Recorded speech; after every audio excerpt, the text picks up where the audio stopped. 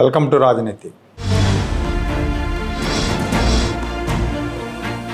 పల్నాడు జిల్లాలో స్త్రీ శక్తి విజయోత్సవ సభను విజయవంతంగా నిర్వహించి గురజాల ఎమ్మెల్యే ఎరపతినేని శ్రీనివాసరావు గారు అందరి ప్రశంసలు అందుకున్నారు.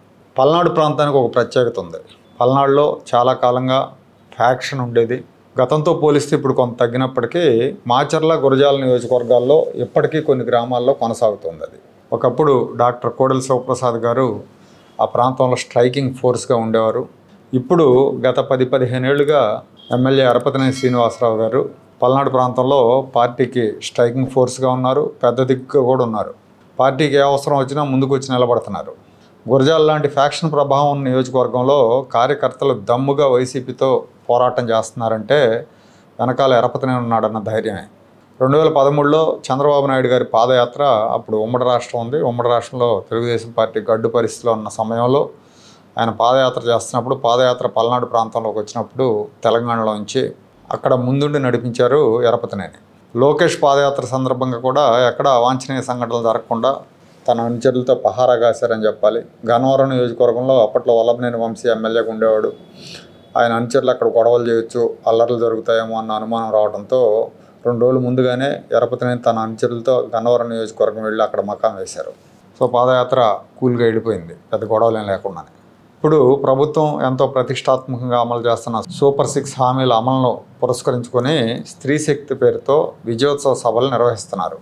గురజాల నియోజకవర్గం పిడుగురాళ్ళలో ఈ విజయోత్సవ సభను నిర్వహించారు 4 రోజుల క్రితం. ఆ సభను ఎరపతినేని తనదైన శైలిలో విజయవంతం చేశారు.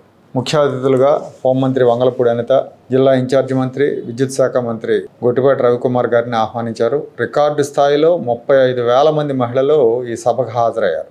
35,000 మంది మహిళలతో పిడుగురాళ్ల ప్రధాన వీధుల్లో ర్యాలీ నిర్వహించారు. ర్యాలీ అందరినీ ఆకట్టుకుంది. మంత్రులు సైతం ప్రశంసల వర్షం కురిపించారు. ఎరపతినేని చాలా సక్సెస్ చేశారు, ఇంత గ్రాండ్గా అవుతుందని అనుకోలేదని చెప్పి అనిత గారు మాట్లాడారు.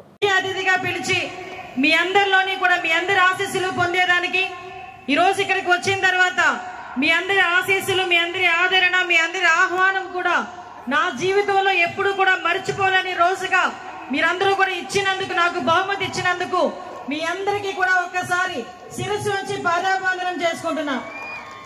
ఇదే రోజు సెప్టెంబర్ 1వ తారీఖు 3 తరాల నాయకుడిని చూసిన మీ నాయకుడు, నాకు సోదరుడు ఎరపతినేని శ్రీనివాసరావు గారికి ప్రత్యేకంగా ఈ వేదిక తరపున స్త్రీ శక్తి విజయోత్సవ సభ తరపున ధన్యవాదాలు, నమస్కారాలు తెలియజేసుకుంటున్నా.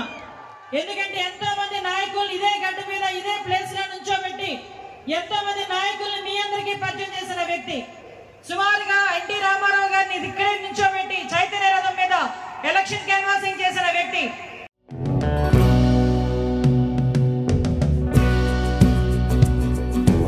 Like, share and subscribe to Rajaniti channel.